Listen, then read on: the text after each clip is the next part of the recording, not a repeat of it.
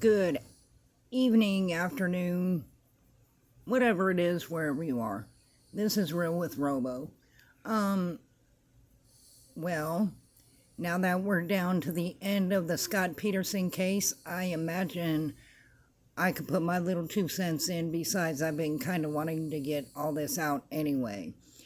I have heard a lot of things, and I need to let this be known that if this man is found guilty, it is not going to help the parents heal. It's not going to help the community heal.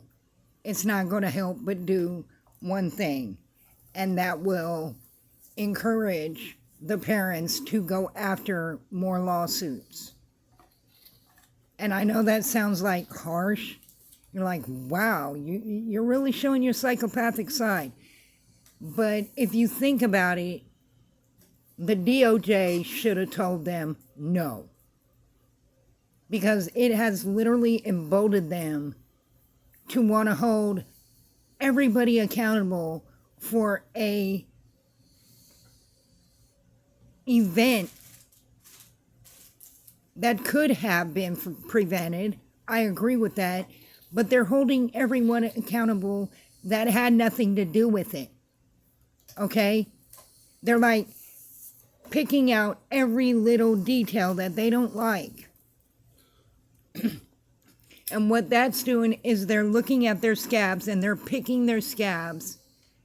And what do scabs do when you constantly pick them and constantly leave them open? They fester. Now, I haven't seen barely any of the parents that have pushed for this lawsuit in the courtroom at all.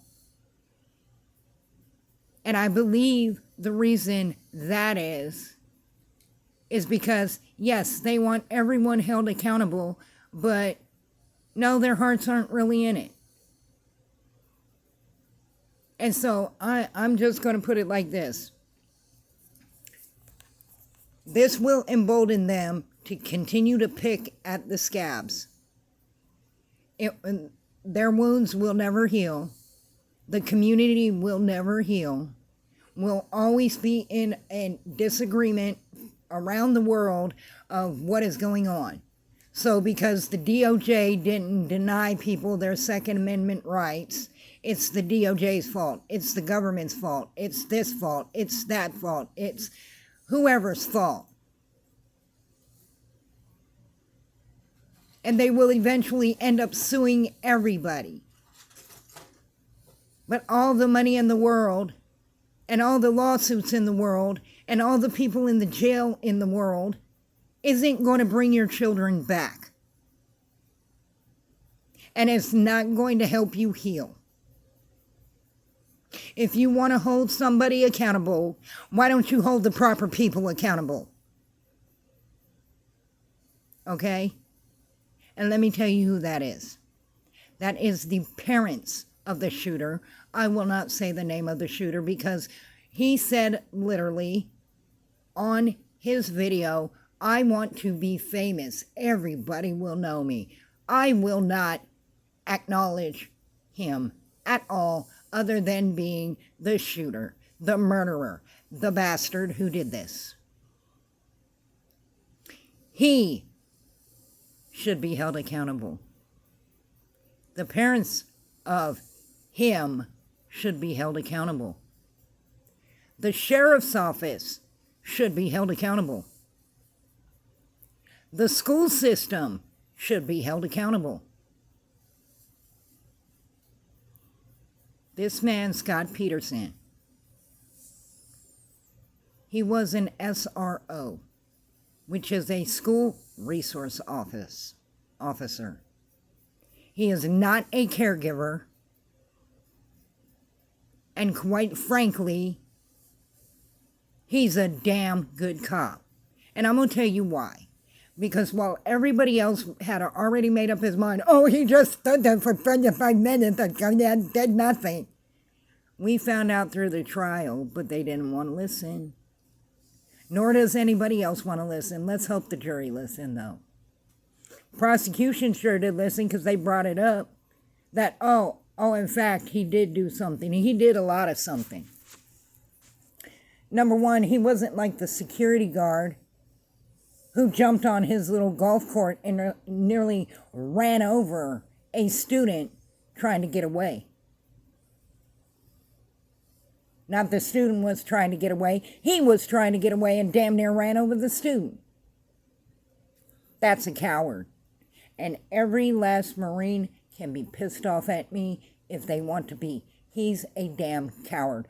Plus, I don't even believe that he was a Marine. And if he was, I believe there's a longer story in it, like his discharge. Because he sure was very slow to admit that he was in the United States Marine Corps. He said he was in 0311 demolitions, which we know that an 0311, even in Nam, was infantry. And 0351 is demolitions. And my husband told me that. How do I know that he's for real? Because he's a Marine vet. And he was an 0311, an 0351, and an 0317, if I remember correctly. Not quite in that order, but yes. Whatever. And he's anal retentive.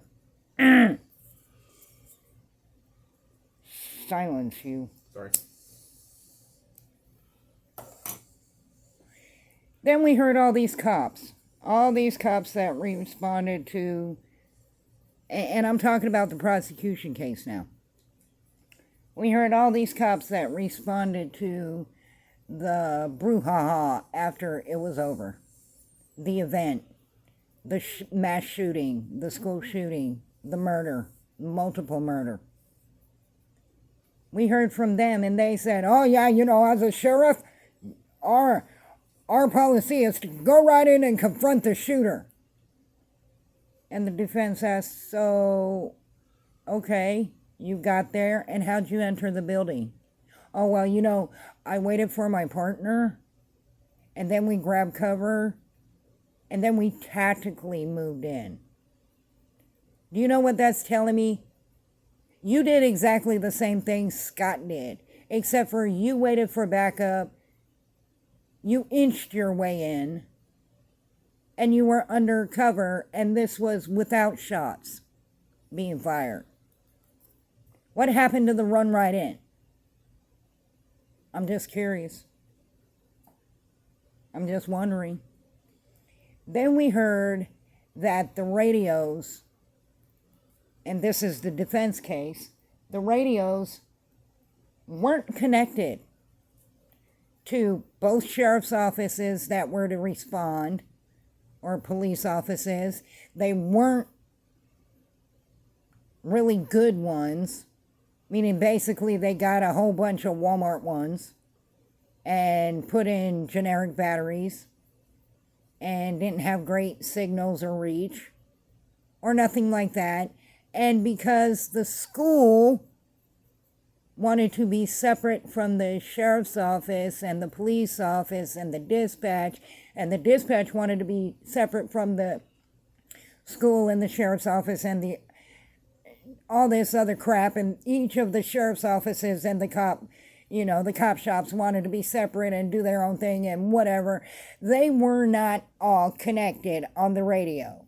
So when Scott called Code Red, and we have assessed, and it should be stipulated to since prosecution brought it up, since Scott called Code Red over the radios, nobody heard it except for the people that had school radios and were connected on that channel. Then maybe he went to his police radio and said, I need some help here. And during that time, there was also a fire drill. I don't know if the shooter pulled it or maybe it was another fire drill because they had one that morning. But there was also a fire drill. So the teachers let the kids out of class. Actually, I think from if I remember his case right, he pulled the fire alarm to get them to come out. Still, then there was a code red. And so they were supposed to hunker down and get in a classroom. And many of the teachers didn't have their keys. And they still let the kids out during a code red.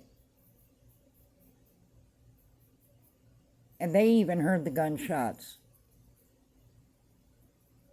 So, I'm just saying, it was chaotic.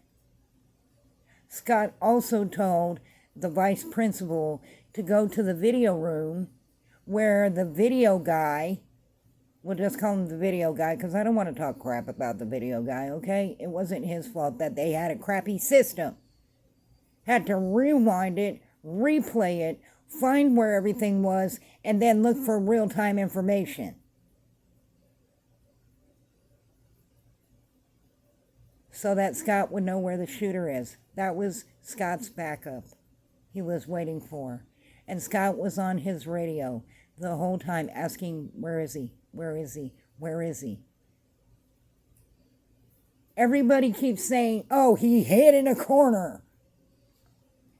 Okay, first of all, when you have a sniper and you don't know where he is, and you think he's above you, you're going to hide under something, okay, with some kind of coverage of your dome. So it was logical that he took cover by a wall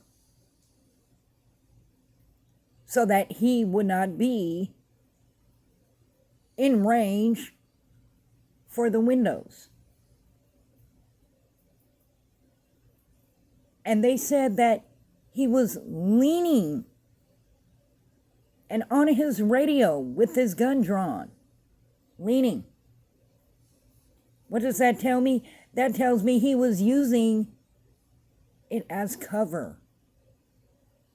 Because when you lean against something, you're peeking out the other side. If you're peeking out the other side, it means you are half in cover, half out of cover, and you could duck into cover when you need some.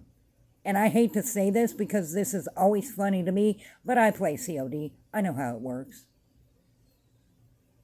I also play Sniper Elite. I know how that works. Get halfway into cover so you could jump into cover. Okay, it's logical. Some gamers do actually have a good point. I'm not ready for the front line or to be a top cop.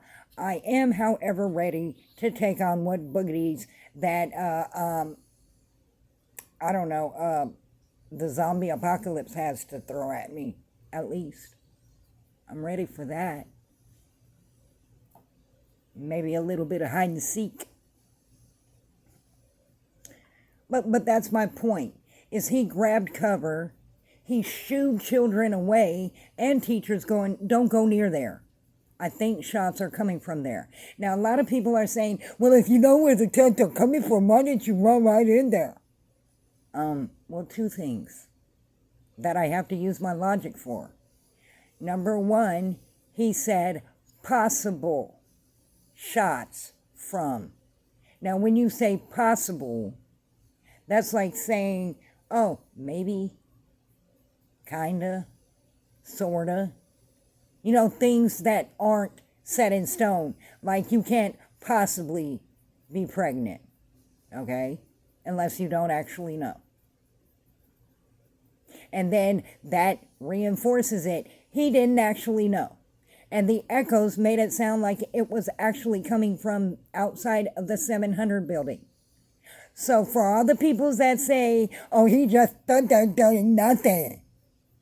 Why is it that the prosecution's videos show him not only by the stairwell, but also inside the building, in the hallway, by the front door of, I guess, the main building,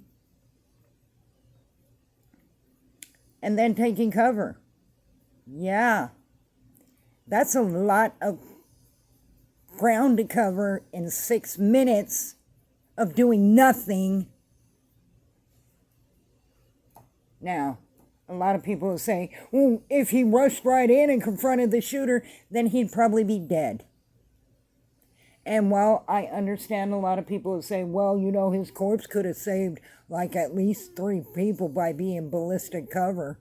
Okay, you got me on that. But, sue me. I'd much rather have an alive cop that has bang bangs in his gun to be able to maybe catch the shooter off guard and put a bullet in his head. I prefer a live one, instead of a corpse that my kid can hide behind. Yeah, because that's not traumatizing for a kid's mind. Not at all. Oh, yeah, I remember it well. I used my SRO's corpse for cover. Brilliant! Other than those 3 kids, how many people would he save? But then he'd be a hero, right?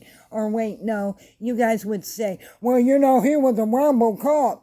And if he wasn't such a Rambo cop and running right in, he could have still saved all them children. Damned if you do, damned if you don't. You can't win for losing. That's what's real. Back in those days, you couldn't win for losing if you're a cop. And even now, you can't win for losing. Because what if he ran right in there and he saw the shooter and he lined up that shot and he had the shooter in his sights and it was go time and a kid bumped him and he shot another kid in the head? Then he would be on trial for murder. Oh, Rambo cop ran right in and shot the wrong kid. Duh. Or how about this one? He runs right in. He's hot on the shooter's trail. A kid surprises him. He shoots the kid. It's not the shooter. You guys really don't think, do you? He did what every other cop did that got there. Even the SWAT team that was suited and booted. This man didn't have a vest. He had a gun.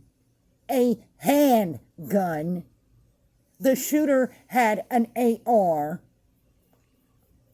which even the cops on the prosecutor side said, oh yeah, I'd rather my rifle because it has range and target acquisition. And quite frankly, even through our vests, an AR round would go right through it. And we'd either be very badly bruised or we'd have to go to the hospital. Okay? So not having a vest, having a gun versus an AR, yeah, genius, run right in there. Go right in there. Screw it. You don't know where the shots are coming from, but you run right into the, let's say, 1200 building. And the shooter ain't there. He's in the 700 building or coming into the 700 building. And all those kids get killed. Well, he ran into the wrong building. He's guilty. You guys are dumb. Okay? I mean, I hate saying that about people because I really do love and respect everybody's opposing view, but that's just dumb. He didn't know where the bullets were coming from or the sounds were coming from because of the echoes. And all the cops even said that their job was to figure out where the shooter was and then confront him. They couldn't even figure out where the shooter was when they did hear gunshots. You forgot one key thing. He also didn't know how many shooters. Well, he would have known that if he had... Oh, yeah, live. Real-time intel. That's right. Damn. No, just rush right in there. One of them would shoot him. I mean, then he knows where the bullets are coming from, right? Oh, that was a liver shot. Guess they coming from over there. Dummies. Guess there's more than one of them. But you see what I'm saying? This man is a scapegoat for all those people. Number one, the shooter is responsible. No one else. No one else. At the top at the end of the day, let's go for the end of the day scenario. Okay, wait, no, I've also got to say that SWAT was suited and booted, had their rifles, had everything they need, stacked up on the door and stood there waiting. And then it took them 40 minutes to clear the building. So all those kids would have been dead anyway. Because it only took 6 minutes for him to kill them all. And you know what? If they didn't do such a rush job, the shooter would not have gotten out of the perimeter. Who was the one that did right? That cop that everybody was blaming back then too. Oh, well, he hid behind his car. You know, way away from the building. He took cover behind his car because he thought the shots were coming from the football field. And he tried to locate the shooter so that he could confront them. He is a sergeant now. And guess what? He's an old school cop. And guess what we didn't have in old school land? We didn't have school shootings. We didn't have closed campuses. We didn't have metal detectors. And the only reason why we have them now is because of security and politics. I'm going to get real with you now. Number one, the shooter is at fault.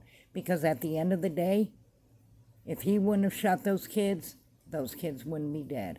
God rest their souls, and I hope their families and loved ones find comfort, and I hope they find love and they can eventually remember them with joyful memories. And I hope their hearts heal.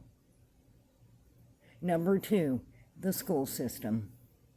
Because the school system had a zero tolerance policy on bullying. And their zero tolerance policy is don't acknowledge the bullying and send them to a different school. I wonder why the policy now, that's named after this particular school, is problem children are to be entered into a system so they know about what their problems are. That was a big, fat failure on the school.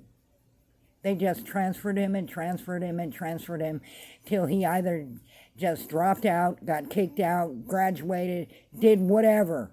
I don't care what happened to the shooter. Okay, I don't care. Whatever happened to him, to hell with him. And by the way, if anybody that knows him is listening, please send him my regards as a mother.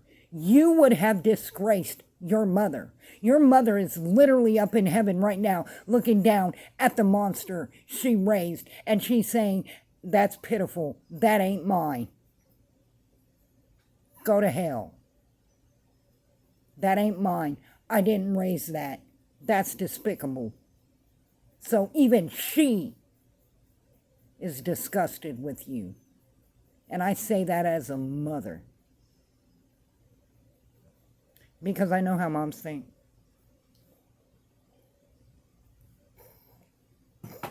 And I hope that hurt. Anyway, the sheriff's office knew that something was wrong with him because he was always in trouble. The sheriffs knew it, the sheriff knew it, the deputies knew it, everybody and their mama knew it. Why the hell was he able to get a gun? Now, see, I don't believe in red flag laws, but I believe if the sheriff's office says, hey, you know, something is really wrong with this brat, this piece of work, this creature, then I believe that it should be put on the record that there is something wrong and he should not have access to guns. And if he does have access to guns, he or she, because I'm not biased, then that would be an okay law, in my opinion. If schools said that, in my opinion.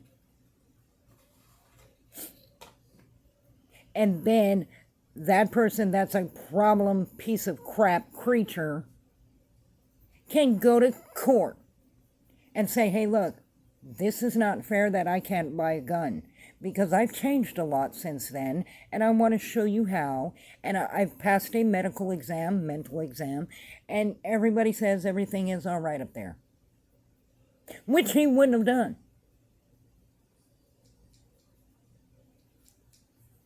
And I know you're all like, well, problem solver, solve the problem. Who else? Who else do you have in your sights? How about the district? Seeing as they were running on an outdated policy. From what I heard in the court, they were running on Columbine. We've had school shootings and school shooting policies since Columbine. And from what I've heard from Sheriff Grady, God bless you, Grady. I love you. Okay? A lot of people may think you're crap. I absolutely adore you. Keep doing the damn good work you're doing, and especially with those predators. You keep taking them down. Take them down. Amen.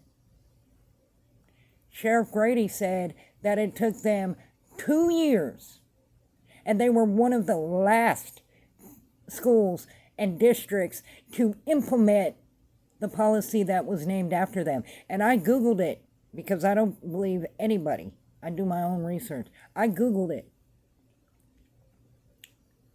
And you know what? They implemented that policy in 2020.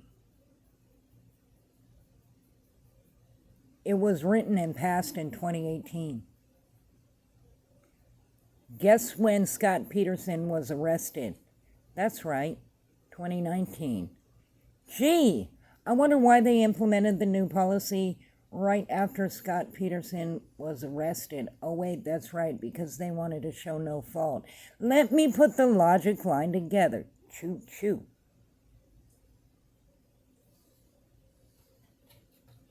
I'm so sick and tired of people saying, well, he didn't do up to our satisfaction.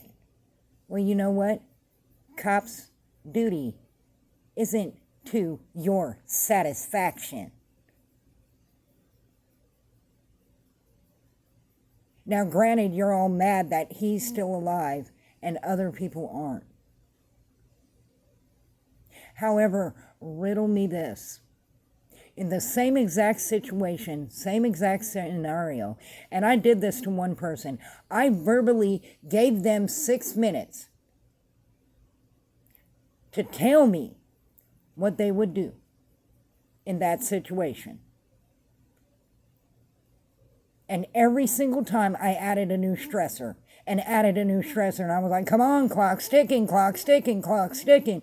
And I kept on them and on them and on them. I was like, oh, somebody's dead. Oh, you hear people screaming. Kids are running all around you. You're trying to shoot this back, this, that. Just repeated responses. And you know what? In 9 minutes, he couldn't withstand a verbal scenario like that. And he was a former Leo.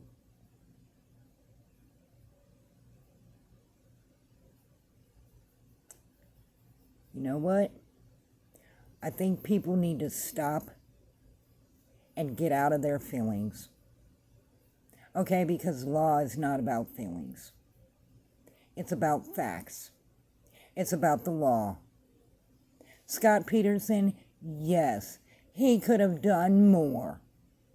Okay, I'm not going to say that he perfectly did his job and he's a hero and he's all this. But you know what? At least he didn't run and nearly run over a student. At least he didn't let the shooter in when he knew he didn't go to school there.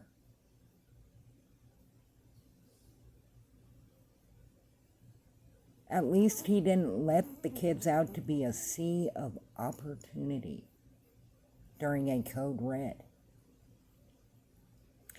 At least he didn't stack up on the door with a bunch of friends and wait to make entry and call himself SWAT. At least he didn't let the shooter leave with a bunch of students.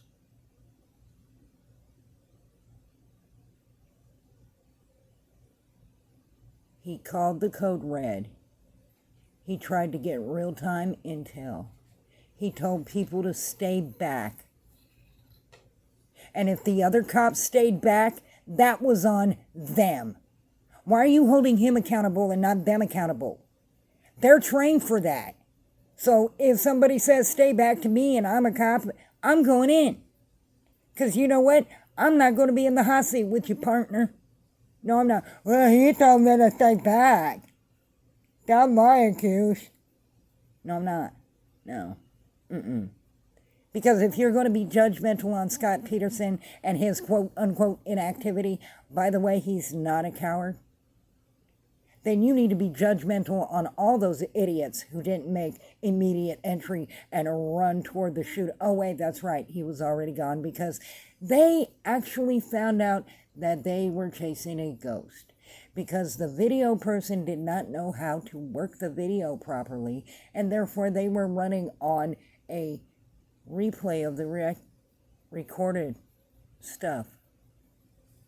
So the shooter was long gone by the time they figured out he was long gone. You know what's funny? All these people who are complaining about he did wrong, he did wrong, he did wrong, how many of them actually been in an active shooter situation? I haven't been, and I'll tell you what I'd do. I'd hide somewhere and call the cops. I have been. Because in that case, if there's a Scot Peterson somewhere out there, by all means, take your time finding the shooter. Because I'm going to sit in my hiding place, and if the shooter confronts me, well then I guess we just gonna see what happened. Okay, we're waiting. No, I'm just saying, I have been. And you know, do you know what you're contending with at the same time that you're... I was in the control area. Y'all know I did security, right? Yes, I was the mall cop. But I was also the one running the show at that time. So I'm in there in the control center with all the cameras and all the phones. You are, 1, trying to track a person down. 2, you are trying to answer these phone calls from 15 million people at the same time. Now imagine if those 15 million phone calls kept on hanging up. And you couldn't understand a damn word they said because, you know, the 15 million other people that wanted to talk to you, or 14,999,999 other people kept on stepping on them. Imagine that. Then when PD gets there, they're wanting you to, go back in the video. You're still answering phones, still trying to track somebody in real time. They want to see past video. So it's like, which one do you want? Do you want the past video? Do you want the video now? Hold on, sir. I have police here right now. Yes, we know there's a shooter. There's a shooting that happened. Yes, we understand. Thank you. Have a nice day. Click. I need that video. Okay, I'm bringing up that video. Oh, what's that on the camera right there? Do you want the camera right there? Or do you want the camera right there? Which one do you want? And all this shit is happening like that. Like I said, if that was me, and this is why I'm not talking too much crap, about that security guard, that kid would be stuck in my wheel well. Because I'd be out. And I know a lot of you are saying, well, what if your kids were in there? If my kids were in there and they came running out, sure, I'll save them. I may even go in there, snatch them up, and some kids may be saved by default, but I'd be out.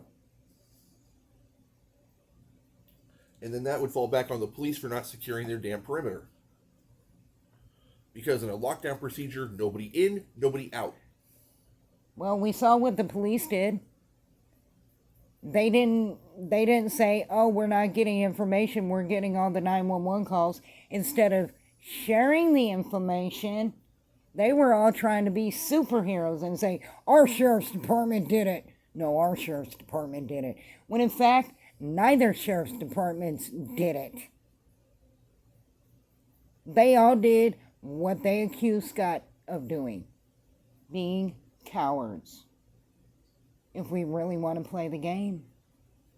Because you think about it, if you call Scott a coward for grabbing cover and not knowing where the shots were from, so he grabbed cover, but called the code red and shooed people away from where he thought they were coming from, then you've got to call all the other cops that responded cowards. So yes, SWAT, you're a coward. Yes, Sheriff's Department, you're cowards. Security, cowards. Anybody else, all the mama bears and papa bears out there, cowards. And speaking of the mama bears and papa bears, they got in the way of the response. You see what I'm saying here? We should have like a room full of co-defendants if we're going to nitpick everything. By law, Scott is not a caregiver, okay? Those are not his kids. He may be in charge of school safety, but those are not his kids. And the school is not a person, it's an entity. And therefore, you can't be a caregiver to an entity unless you're a monk or a priest. I'm sorry. No. Okay? So to me, yeah, it was horrible. It was sad. It was terrible. But if you want things to change, don't run around suing everybody and ruining their lives. They did the best they could in that chaotic situation. What you want to do is you want to look at what went wrong and then take from that how you would make it right, i.e., the reporting to the background checks from the sheriff's department, from police departments, from schools, even from parents, that this kid should not have a gun. And then they could go through some extra little hurdles to get a gun. You guys are so big on red flag laws. Why don't you red flag right?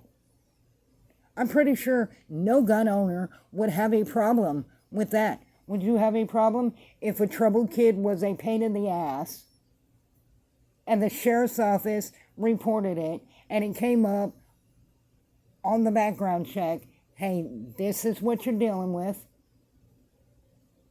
and they need to pass a mental exam in order to get their gun? Would you have a problem with that? Me personally, I've been saying that for years. And all you red flag people out there, oh, you probably don't even own a gun. Yes, actually I do. I own several. Did I have to pass a background check? You're goddamn right I did. Now, the state I bought my weapons in, every damn time. Sorry. We're getting low on time, so there's going to be probably a part 2. And my part 2 is going to discuss how we could fix this crap. Because this case has disturbed me that much, and it's hard to disturb a mentally ill person. But it has, and that's Rule with Robo.